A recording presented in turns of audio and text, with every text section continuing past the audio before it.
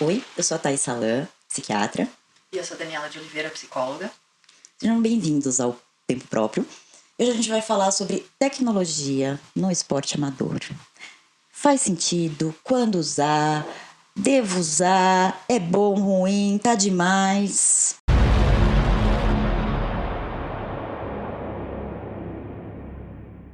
Vamos começar falando de por que a gente está aqui falando, né? Uma psicóloga, uma médica, uma psiquiatra falando sobre parametrização no esporte. Vamos contextualizar um pouco esse negócio. Nós duas somos do esporte, viemos do esporte, a gente tem um vasto histórico quanto praticantes de esporte, né? Apaixonadas por pelo esporte, movimento. Pelo né? movimento de uma maneira em geral, não só esporte, né? Sim. Mas pelo movimento de uma maneira em geral. Trabalhamos com medicina do estilo de vida. Em que a atividade física é um pilar importantíssimo. E, bom, eu vou começar aqui, que pra mim é... eu costumo falar para as pessoas que eu sou uma... para os meus amigos, quem convive comigo, que eu sou uma pessoa de dados. E pensando... Tem muitos motivos pelos quais eu busco dados, parametrizações, né? Mas eu penso bastante em uma coisa. Eu sou casada com um cirurgião. que é uma questão mais exato. Segundo, eu sou psiquiatra, sou da saúde mental. Que dentro da medicina, eu acho que é a área menos exata. Então, se a gente tivesse um contínuo entre aquilo que é o mais exato na medicina e o que é menos exato, a psiquiatria está no que ainda a gente não consegue fazer essas mensurar tão bem. Meu marido está no outro extremo. Sim. E a medicina também, né? A medicina, ela é uma ciência que, apesar da gente falar que a medicina é uma ciência de meios e não de fins, o que significa isso? Eu vou cuidar de um paciente buscando o cuidado, não a cura. É estranho até falar isso, porque as pessoas buscam querendo a cura, né? Mas o que o médico faz, inclusive a juramento, é de engajar com o processo, de estar ali envolvido com o processo. E às vezes a cura não é possível, ou a gente não sabe se esse desfecho vai ser possível, mas eu preciso estar engajado com tudo que for necessário para isso. Mas eu falo que nós médicos temos, eu dei um nome para isso, chama furor curandes. Ok. Furor. A vontade de ser o herói do outro, de curar o outro. Furor, por isso eu falei furor curandes, eu uso esse termo, né? Então, quando eu observo isso, olha o meu furor curantes batendo aqui, eu querendo... Né? E aí, quanto que você melhorou? 10, por exemplo, de 0 a 10, né? Dá as notas. Às vezes é muito difícil parametrizar na minha área. Bom, eu sou suspeita para falar. Eu vim de um mundo de total parametrização. Eu fui atleta, para quem não sabe. E dentro do esporte você tem assim a filmagem da mão direita que entra e você tem que mudar 2 graus da entrada da mão. É nesse nível de parametrização. É um nível... Um parêntese aqui, momento intimidade. Uma vez a Dani me mostrou um vídeo dela nadando borboleta. Maravilhoso, assim, um estilo lindo. E aí ela olhou, não tá bom. Como não tá bom? Olha isso. Não, eu tô atrasada. Na entrada da cabeça. Na entrada da cabeça. Eu falei, meu Deus, realmente muito mais. É muito milimétrico. Quando a gente vai chegando numa performance.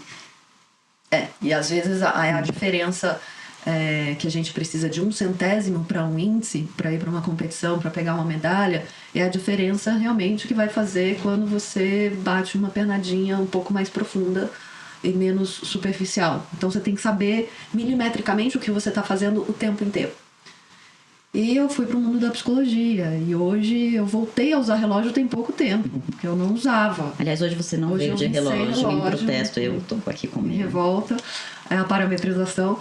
Mas eu comecei a usar um Garmin tem pouco tempo, né? E comecei a usar porque eu me mudei, fui nadar no interior e eu não tenho um relógio de borda, porque eu usava o relógio de borda só para pegar o intervalo entre um tiro e outro. Explica o que é um relógio de borda, porque quem não nadou não sabe. Não sabe, relógio de borda é um relógio que a gente tem na beirada da piscina pra gente pegar um intervalo. Então, se eu faço uma série de 10 de 100 e eu quero descansar 15 segundos entre uns 100 metros e outro, eu vou olhar os 15 segundos naquele relógio de borda. E eu usava o relógio para isso. E eu uso o relógio para isso, eu não uso para pegar tempo. Então, até hoje, tem pouquíssimo tempo que eu comecei a olhar de novo quanto eu faço a cada 100 metros. Porque depois que eu parei de nadar e que eu queria voltar a gostar do negócio, eu parei de olhar tempo. Ai. E aí eu também fui correr, eu fui fazer outras coisas e eu fiquei mais empenhada na sensação que aquilo me dava, de prazer, de se eu tinha vontade, se eu gostava, se eu não gostava, porque eu precisava descobrir o que eu gostava, o que eu não gostava, o que era bom pra mim, o que não era. Então eu fui também pra esse lado muito mais subjetivo e que aí tem a ver um tanto com a psicologia. Então a psicologia, hoje a gente tem muitas pessoas falando, porque tem que parametrizar, tem que ter os testes, tem que ter os questionários, mas existe algo da subjetividade humana e que a gente só conhece através da relação e da pergunta e do questionamento, e eu falo que é da pergunta aberta mesmo, de perguntar assim, mas o que você está sentindo aí? Que sensação é essa? Me explica melhor. Então eu vou muito mais para a subjetividade, né? Mas vim desse mundo todo parametrizado. Então eu acho que tem essa junção das duas coisas que são muito importantes quando a gente fala de esporte amador, de esporte de alto rendimento. E até de estilo de vida, né, Dani? Se a gente está no esporte, talvez a gente já conviva com essas parametrizações há mais tempo, mas está cada vez mais comum as pessoas usando smartwatches, né? Até para ver o quanto de movimento que elas têm. Então, os smartwatches, eles têm focado muito nessa parte de estilo de vida.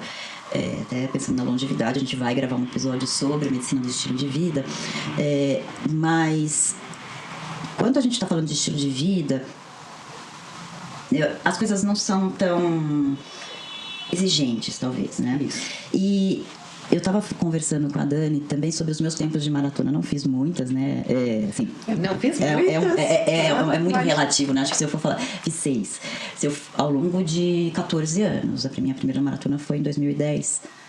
E a minha última foi em 2022, né? Tô 2 anos sem maratona. Oi, meu nome é Thaís, tô 2 anos sem correr maratona. Mas, quando a gente começa alguma coisa e a gente vai praticando, o nosso avanço é muito grande. Sim. E depois, para melhorar, vai exigindo muito mais esforço para uma melhora não tão grande. Então é isso que você estava falando, de melhorar milímetros de segundo, porque quando a gente vai ver natação, por exemplo, 100 metros, 200 metros, que era o que você fazia? 1 centésimo, 2 centésimos, 5 centésimos. Eu nadei uma vez uma prova num campeonato brasileiro, que a diferença do primeiro lugar para o 5º lugar foram centésimos. Todo mundo nadou para um 2, que na época era um bom tempo, hoje em dia já não é, mas há 20 anos atrás era um bom tempo. Todas as meninas nadaram para um 2, do primeiro ao 6º, se eu não me engano. E aí a diferença era 0,1, era um 2,01, um 2,03, um 2,05, um 2,15, era um centésimo de segundo. Sim, então é muito pequena a possibilidade, aí, o range, né? E então eu vou voltar um pouquinho aqui na minha primeira maratona em 2010, que eu estava na França. Eu não tinha dinheiro para ter um Garmin. Era o Garmin que era mais comum. Hoje a gente tem Garmin, a Apple Watch, Polar, Amazon Fit. Existem vários, né? O mercado cresceu muito, mas na época eu tinha um Polar que via frequência cardíaca. E era isso. Né? Eu não tinha nenhum um telefone, a gente nada. Pegava a frequência cardíaca aqui, ó. Quando eu nadava, eu pegava a frequência cardíaca, a gente terminava, o treinador pegava a frequência, todo mundo com o dedinho aqui, aí no relógio de borda, a gente olhava, depois a gente falava o valor pra ele e ele sabia o quanto de esforço a gente tinha feito. Era assim, né, quando eu conheci meu marido nadando. Mas na maratona, no treino de maratona, e aí quando eu cheguei lá, eu não tinha dinheiro pra comprar um relógio que me desse as distâncias, eu ia começar a fazer treinos longos, eu comprei um podômetro. Eu tenho guardado. Eu fui na Decathlon, que é muito comum na França, hoje no mundo inteiro, mas naquela época era mais na França, custava 10 euros. E você colocava na cintura e você tinha que medir a distância, tinha que correr e medir a distância do seu passo. E você colocava a distância do seu passo no podômetro. Então, com o impacto, ele sabia que você tinha dado um passo e aí ele calculava a distância. Esse era o funcionamento. Na época dos maias, era assim que a gente funcionava. Na época dos maias era assim que a gente funcionava. E aí meu treinador me passava uma vez por semana a planilha pelo e-mail. E aí o que eu fazia? Eu tinha, por a gente não ter esses dados, a gente tinha muito a percepção de si. E eu sabia, olha, eu corro 9 km por hora, é essa sensação, a minha frequência cardíaca fica mais ou menos nisso. Então eu saía para correr, né, e eu falava, bom, eu corria 9 km por hora, então se eu tenho 18 km, quanto tempo eu vou treinar? 2 horas. Nessa percepção. E aí as distâncias vão aumentando, até 32, 36 quilômetros. E então, 36 quilômetros vão ser 4 horas correndo, né? Então, com 2 horas eu saía para correr. Com 2 horas eu parava e olhava o podômetro para ver se estava batendo. E eu procurava fazer os mesmos caminhos, porque quando eu chegava em casa, eu entrava no Google Maps, traçava a minha rota, e aí eu via quanto de distância eu tinha feito de verdade e batia para calibrar. Olha o sistema de calibragem. Era o sistema de calibragem, e aí eu passava no treinador, fiz tanto e tal. Então, foi isso, né? E isso, essa percepção do que eu preciso fazer, eu lembro que eu entrava muito mais em mim. E a gente ganha um ritmo próprio, né? Então, eu tenho isso até hoje. Eu sei para quanto eu tô nadando. Eu não preciso olhar o relógio, eu sei o ritmo que eu tô. Sim, mas a nossa cabeça também, ela é um relógio, né? É um reloginho, a gente vai... E não é só a cabeça, eu acho que tem a sensação, o corpo inteiro, ele vai conhecimento. Treina, a sensação pode variar também, se você tá mais cansado. Isso. Pode variar também. Então, quando aí eu tive as crianças, eu fui correr a minha segunda maratona, aí vamos para 2017, que eu comecei a treinar, 2016 que eu comecei a treinar, no final de 2016, corri em 2017, e aí eu comprei um Garmin 920. Era uma televisão. Um tijolão e tal. E eu fiquei apaixonada por aquilo. Porque ele dava quantos passos por minuto você fazia. Ele dava o quanto que você saltava, que é a oscilação vertical. Quanto que você avançava, que é a distância do passo. Qual era o tempo de contato? Não, o tempo de contato com o solo eu não lembro se ele dava. Mas o quanto eu pulava e o quanto eu ia para frente gerava uma outra variável que era a proporção vertical. E eu sou uma menina, uma mulher de dados. Eu comecei a estudar. Eu fiquei maravilhada com isso. E eu comecei a fazer experimentos. Será que se eu correr mais rápido, porque às vezes eu tinha algumas dores, o que se eu der mais passos por minuto, o que acontece com a minha oscilação vertical? E aí eu comecei a fazer alguns experimentos e foi muito bacana. Você foi aprendendo sobre o próprio processo. Foi bacana, melhorou a minha mecânica e tal. Mas em alguns momentos eu comecei a me desconectar de mim. E eu comecei a ficar muito angustiada quando, por exemplo, eu perdia o GPS. De ficar irritada. Então, eu tô num tiro, eu tinha que fazer tanto. E aí eu tava correndo, eu olhava, o ritmo não tava... Me dava uma irritação, me dava vontade de abandonar o treino. Não tá marcado, não contou. Aquela coisa de não marcou, se o Garmin não tá no Garmin, não existiu. Não existiu, como se o corpo não soubesse, né, que fez. Então, às vezes a gente vai entrando numa vibe, né, numa trend, digamos assim. E eu depois comecei a fazer yoga, Ashtanga, que é toda uma filosofia. E eu ia de relógio, com fita. Eu escondia a fita no top, pra professora não ver, porque eu tinha um dia, mas o relógio eu ficava. Até um dia que ela também ganhou uma intimidade comigo e ela falou assim: Tatá, próxima prática sem relógio, tá? Eu fiquei desesperada. Eu vou confessar que um dia, podem me internar, um dia eu deixei o relógio longe e fiquei com a fita.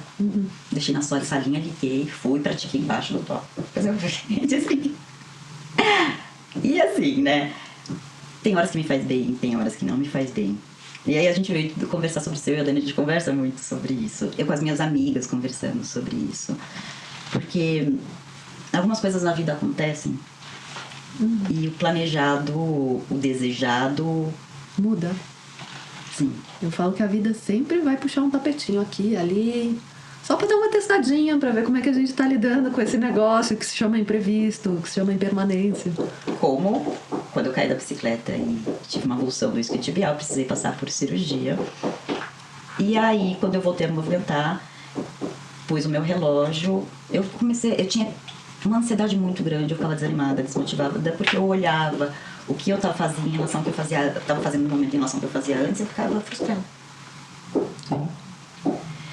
E aí veio um momento de rebeldia, de tirar o relógio, de ficar dia sem relógio, rebeldia, olha.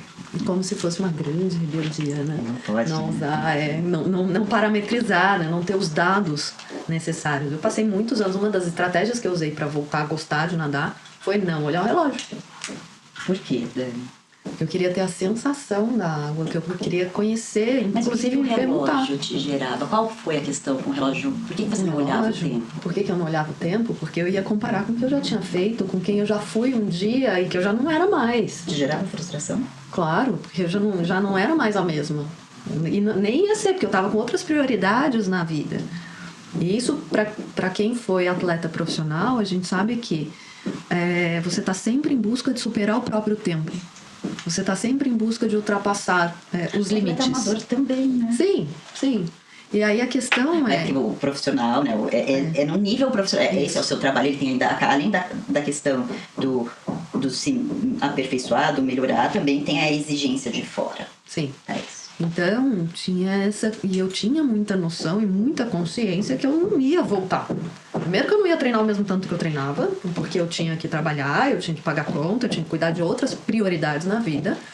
E segundo que era isso, eu terminei e eu estava frustrada, eu não queria mais voltar também, né? A frustração, né? Então, eu queria ressignificar o lugar. Emoção. Tem uma coisa da emoção e tem a coisa de uma ressignificação, de uma perda de identidade, de que eu já não era mais atleta. Eu nem me considero atleta, eu nado, né? Faço ainda nado e tudo, mas eu não sou uma atleta. Eu sou hoje uma praticante. Então, enquanto praticante, eu não tenho a menor pretensão de um desempenho competitivo. O meu desempenho hoje eu quero chegar nos 92 amarrando meu tênis. Você está me falando então da sua motivação. Isso. Então a gente tem os motivos para as nossas ações, que são os sentidos que a gente vai dando para as nossas práticas. Então, para mim, tinha que tomar um outro sentido. Aquele sentido já não dava mais. Então, eu tinha que romper com aquele sentido e encontrar outro. Para isso, eu precisava me desligar de um tempo de relógio, de um tempo de desempenho, de um tempo excessivo, para me ligar com um tempo meu. Existem 2 tipos de motivação. Sim.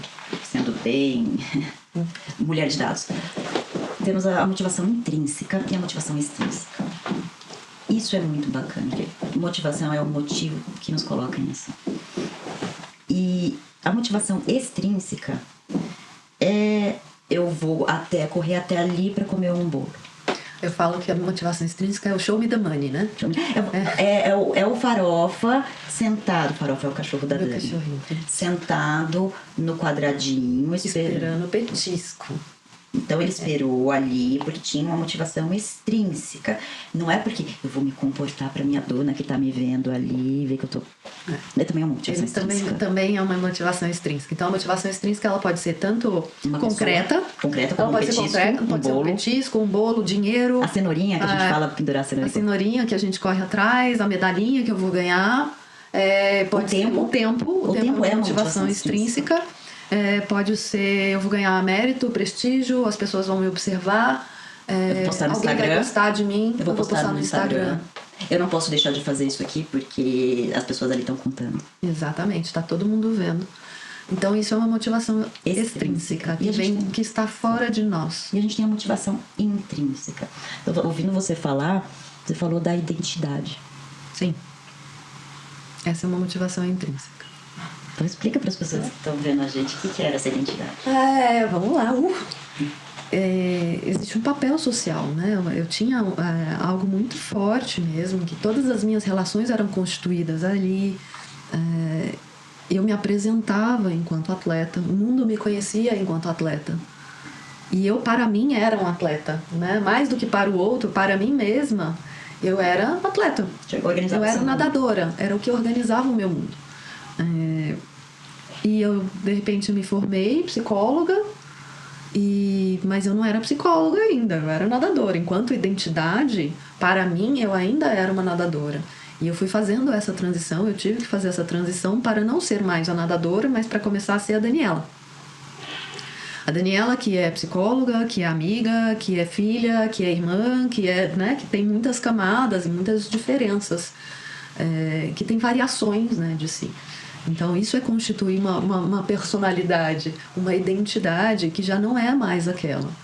Aquela faz parte, eu continuo ainda, faz parte de mim a natação, a ex-nadadora, parte de quem eu sou, mas eu não me resumo a isso. né? E uma outra motivação intrínseca é que você falou que queria sentir. Motivação, então, o que é motivação intrínseca, né? A gente, vamos delinear o termo um pouco, vamos dissecar um pouco o termo.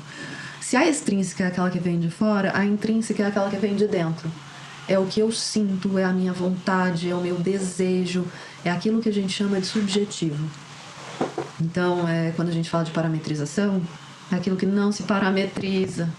Não, você não acorda e olha no seu relógio hoje. Bom, hoje você vai querer hoje fazer você tem isso. desejo, né? Não, ele pode falar assim, hoje pode ser um bom dia para você fazer esforço, porque você dormiu direito. Você dormiu direito, o seu heart rate variation, que é a variabilidade de frequência cardíaca, mostra que você está descansado, que você está... Então... isso a gente pode ter, mas o desejo, a vontade, essa coisa de eu vou fazer porque eu quero ter qualidade de vida pra mim, né? Eu falo, qual que é a minha motivação hoje? Eu quero chegar lá amarrando meu tênis sozinha, levantando da cama. Isso é uma motivação intrínseca. E a gente tem motivações de longo prazo. Então, por exemplo, de qualidade de estilo de vida. Eu as acho lindas. Mas... Tem gente que tem muita dificuldade de manter a vida só com elas. Tá tudo certo, gente. Nossa, eu falo, tem gente que precisa da cenourinha. Tem gente que não vai nadar todo dia se não tiver uma prova. E tá tudo eu vou certo te falar também. uma coisa, eu acho que a vida ela é um... É um mix. É um mix. Mas eu preciso me conectar. Quando eu não tô dando conta da interna, eu uso uma externa. Conseguir a externa pode me dar uma satisfação interna que volta a alimentar a minha motivação interna. Então, elas não são separadas. Então, da mesma forma que a gente vai dividindo mente e corpo, e é uma separação que ninguém contou pra eles que existiu, então eles continuam funcionando tudo junto, não tem uma separação, é tudo junto. É a mesma coisa entre motivação interna e motivação externa. Não existe uma diferença entre dentro e fora, né? Essa diferenciação que a gente faz. Então, a gente pode falar daquilo que é mais profundo e daquilo que está mais na superfície. Sim, mas desenvolver o que é profundo é essencial. Eu falo de um estudo sobre prática de esporte ao longo do crescimento. Então, crianças que fazem atividade de esporte ao longo da vida. Eles viram que a motivação das crianças pequenas, a maior parte, a motivação era a externa, que era o pai que levou, a pai e a mãe que levavam. Até que chegava um momento em que as crianças paravam de fazer esporte. Sim. Diminuía muito a adesão ao esporte. E em outro momento, aumentava um pouquinho. E aí, Então, primeiro a gente tem que detectar, né, esse processo científico. A Dani fala que eu sou método científico. Método científico. Qual é esse método? Então, eu vi isso, tá bom, agora eu vou querer saber por que as crianças param. Quem para? Quem para, por que para? Vamos ser bem claro. Hoje eu tenho uma motivação interna fortíssima.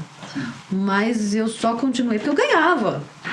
Que era legal ganhar. E todo mundo virava pra mim e falava, nossa, como você tem um estilo técnico, como seu estilo é bonito, como você é boa nisso. Começou aí. Se ninguém tivesse nunca virado pra mim e falado, você é boa nisso, e eu nunca tivesse ganhado, né, chegado lá e ganhado meio fácil, entre aspas, eu tinha talento. Ok, mas o talento aquela, né? Depois a gente pode até falar sobre isso um dia, falar do talento e dedicação. Eu não sei o quanto eu tinha talento não, mas eu era bem eu falo pro meu marido até hoje, talento eu não sei se eu tenho, mas que eu sou esforçada nas coisas que eu quero, eu sou bem esforçada. Mas a questão, as crianças que paravam, porque paravam. As que não paravam, porque não paravam. Aquelas que paravam e voltavam, porque voltavam. Sim. E é lindo esse estudo, porque é motivação extrínseca e intrínseca. Eles viram que as crianças que, ao longo desse primeiro período, que os pais têm o controle sobre os filhos, que tem essa motivação externa que não tem jeito, as crianças que desenvolviam um grupo, então, um senso de pertencimento.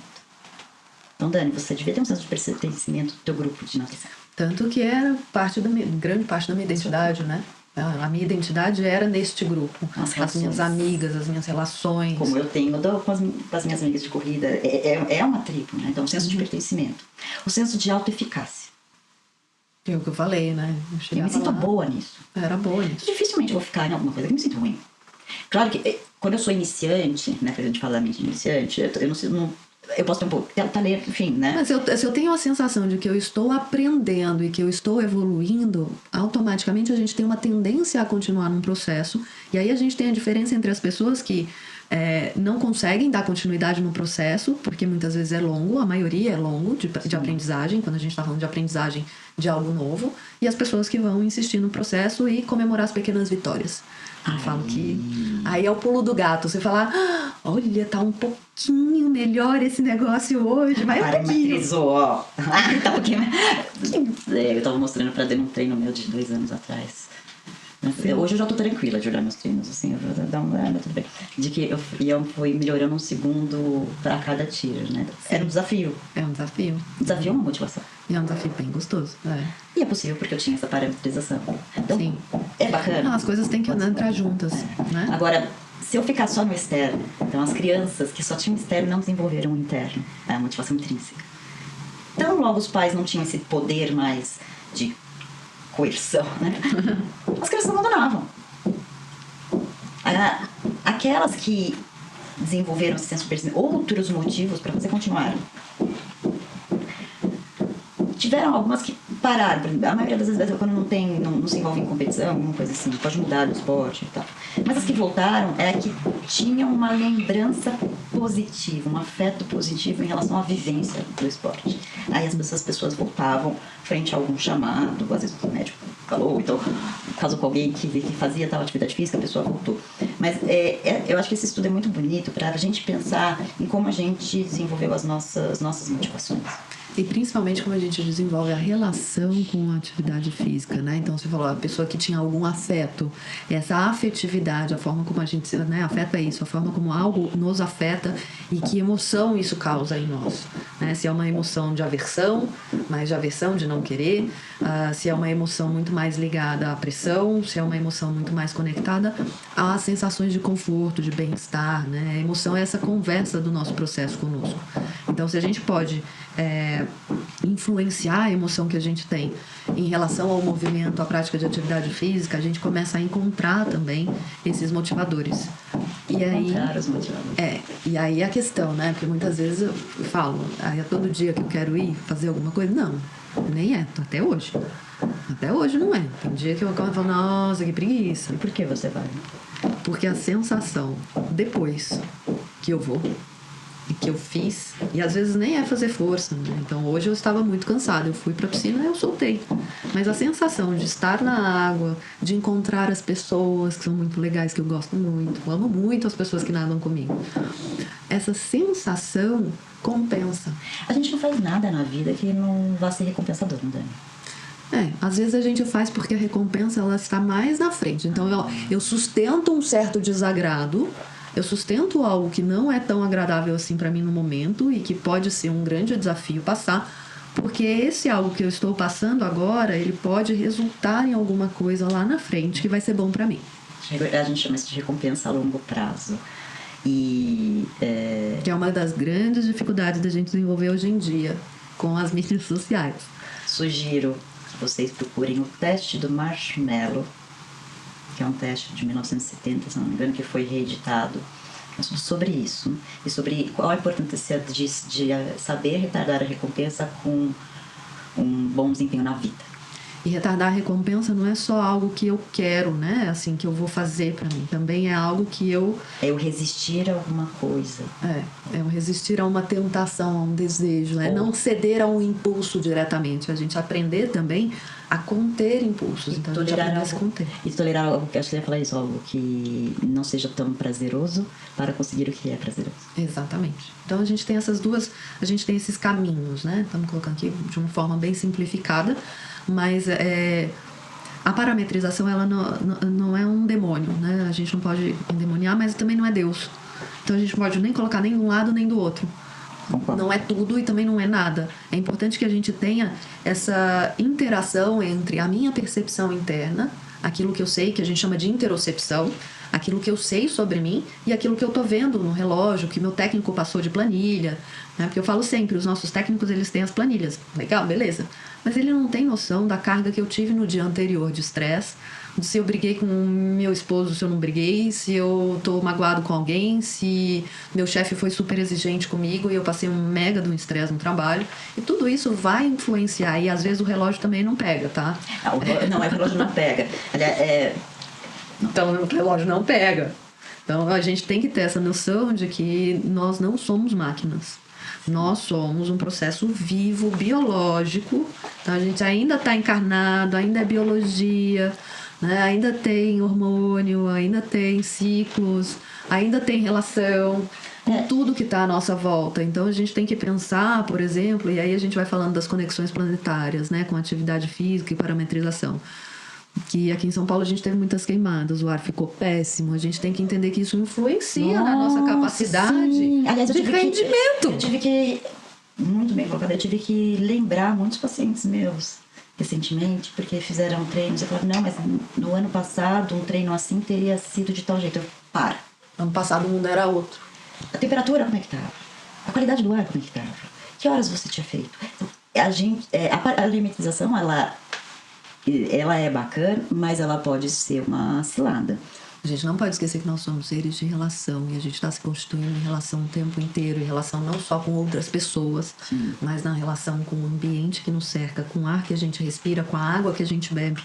Sim. O que eu acho que é bacana é existir, existir a parametrização, a gente conhecer os recursos, né, que estão disponíveis, conhecer a gente e aí conseguir planejar como a gente vai usar. Exatamente.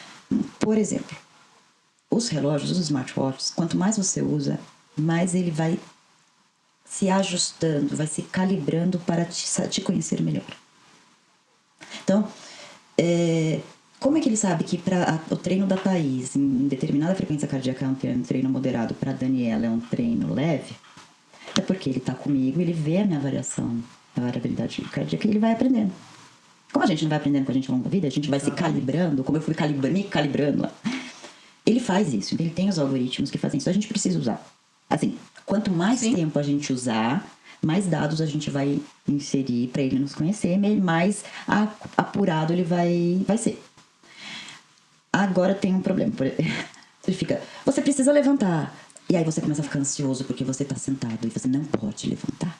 Aí você já começa a pensar, meu Deus, eu não estou sendo saudável e tal. Não, cara, tá sendo ruim. Não tá sendo legal. Eu falo o seguinte, a hora que começa a virar noia, então, usando uma palavra bem, saindo do psicologuês, né? Saindo do psicologuês, a hora que começa a virar uma noia na sua vida, né? Ou como o Vitor Hugo falava do dinheiro, a gente pode usar também com os smartwatches, né? A gente às vezes tem que colocar na nossa frente para dizer quem é dono de quem. Né? Então quando começa a ser dono de nós, tem alguma coisa errada. Quando a gente não pode ser dono de nós mesmos, alguma coisa está errada. Seja num relacionamento, seja com o smartwatch, seja com o próprio esporte em si. Então, os relógios, eles conseguem te dar as intensidades, ele consegue te dar o sono. Legal, eu acho que eu gosto de usar, por exemplo, olha, uma média de horas que eu tenho dormido é só para me dar um tom. Ô, Thaís, você presta atenção, você tá dormindo pouco. Mas uma coisa que eu já faço há algum tempo é acordar antes de olhar. Como é que... Hoje eu não olho mais, mas em alguns momentos eu já olhei, mas antes eu faço como eu estou me sentindo, de 0 a 10, eu estou me sentindo descansada, porque começou a se tornar muito frequente a pessoa classificar o sono dela de acordo com a nota que o relógio deu. Isso, e às vezes é isso, o relógio não sabe de você, ninguém, nem relógio, nem sua mãe, nem seu pai, nem outra pessoa sabe melhor de você do que você mesmo, né? Então, eu falo isso para meus pacientes, porque às vezes eles falam, eu não sei, eu falei, bom, eu então não vou saber, né? Porque, né, quem sabe melhor da pessoa do que ela mesma? Só ela. A gente pode ajudar, a gente está ali para dar algumas ferramentas. Então, a parametrização é uma ferramenta. E também um perigo da performance, né? Então, até o sono começou a virar performance. É verdade, né? Eu preciso desempenhar no meu sono. Aí a pessoa fica, nossa, eu preciso dormir bem. Aí que não vai dormir mesmo. Exatamente. Então, você começa a ter uma ansiedade de desempenho.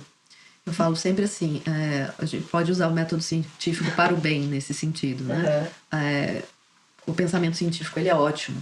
Porque a gente pode usar conosco, no sentido, o que você fez é isso, né? Eu acordo e eu me pergunto de 0 a 10 o quanto eu estou descansado. Eu sempre falo para meus pacientes, de vez em quando para e pergunta de 0 a 10 quanto esforço eu estou fazendo sobre mim mesmo para estar numa reunião, para prestar atenção. Será que eu posso fazer menos esforço? Será que eu posso pegar um objeto fazendo menos força sobre mim mesmo? Para pegar um copo d'água às vezes. E isso já nos altera, né? Leva para um outro estado de percepção, de contato conosco. Como, por exemplo, correr sem olhar em que pace que você está conversando, apreciando as coisas. você vai estar desfrutando, saboreando coisas em vez de estar fixado.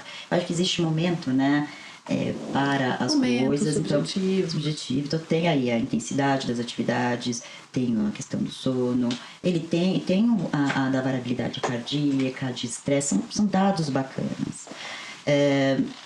Da mesma forma, existem aplicativos como o Training Peaks, que é o mais usado, o pessoal aí de atleta profissional, os amadores de alta performance. E ele tem algumas medidas, tem uma delas, é o TSS, que é o tanto de estresse. Como eu sempre falo, a atividade física é um estresse. O esporte é um estresse. Você imprime um estresse sobre o seu corpo, depois seu corpo se recupera, e aí você fica mais forte. É assim, é esse o mecanismo. E quando você faz uma corrida, uma natação, ele vai ver qual foi o estresse que essa atividade trouxe pro teu corpo. Mas como você falou, briguei com meu marido, meu chefe me pediu tal coisa, que é o TSS da vida, eu chamo de TSS da vida. O quanto, e às vezes é isso, né? A individualidade, a subjetividade de o quanto eu aprendi a fazer as coisas fazendo muita força sobre mim mesmo. Tem gente que usa muito musculatura mesmo para fazer pressão sobre si para conseguir fazer as coisas. E às vezes nem precisava de tanta pressão sobre si mesmo. Isso tem um desgaste metabólico enorme para o organismo. Sim. E as pessoas às vezes não se dão conta. Então, pensando parametrização, excesso, eu acho que é uma excelente ferramenta. Tá? Até para o seu médico, para o seu treinador.